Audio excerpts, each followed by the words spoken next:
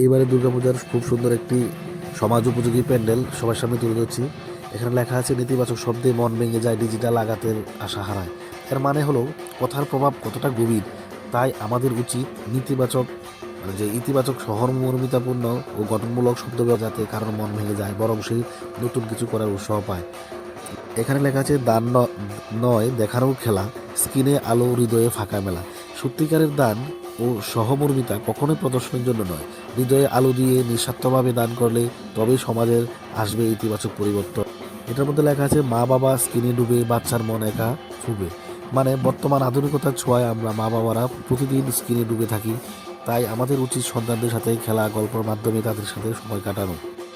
এখানে একটা আছে দেখুন, সবাই মোবাইলের কারাগারে স্বাধীন মন হারায় ধীরে ধীরে। এভাবে আমরা নিজেরা ধীরে ধীরে সন্তানের হাতে মোবাইল তুলে দিই, আর তারা ধীরে ধীরে মোবাইলের কারাগারে বন্দী হয়ে, শিশুর হাসি খেলা সব হারায়, মোবাইলের কারাগারে বন্দী হয়ে তারা থাকে সবসময় মোবাইল দিয়ে ব্যস্ত। সাহায্য নেই, সবাই ছবি তুলে, বিপদের মাঝে মানুষ একাই ডোলে। এই ঘটনাটা আমাদের ত্রিপুরা যে তেলিয়ামোড়ায় ঘটনা ঘটেছিল। আগে একটা ট্রাক গাড়ির মধ্যে একজন ব্যক্তি আটকে ছিল, অনেক ঘন্টা যাবৎ আটকে ছিল, কিন্তু তাকে সাহায্য করার মতো কেউ ছিল না। সেখানে ছবি তোলার জন্য অনেক লোকই ছিল।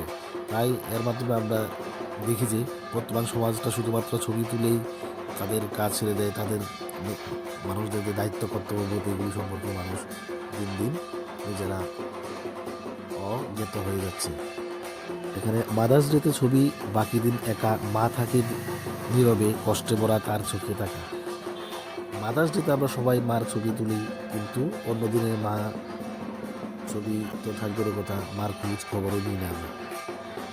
সবাই ঢুকে স্ক্রিনের আলোয়, বইয়ের জ্ঞান ফিকে হয়ে যায় ধুলো। বর্তমানে আমাদের বই পড়ার জন্য কোনো চেষ্টাই করি না আমরা। বইয়ের জায়গায় যদি ফ্রি ওয়াইফাই পাই তবে সবাই খুশি হয়ে যায়। এই ছবির মাধ্যমে এটা তুলে হয়েছে, দেখেন খুব সুন্দর।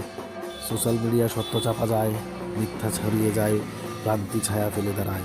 সোশ্যাল মিডিয়া হচ্ছে এমন একটা জিনিস যার মাধ্যমে সত্যকে চাপা পড়ে যায়, কিন্তু মিথ্যাটা খুব দ্রুত ছড়িয়ে পড়ে। যেমন সে আছে কেউ স্বীকার করে না, ফিল্টার দিয়ে ছবি সবাই বলে হ্যাঁ।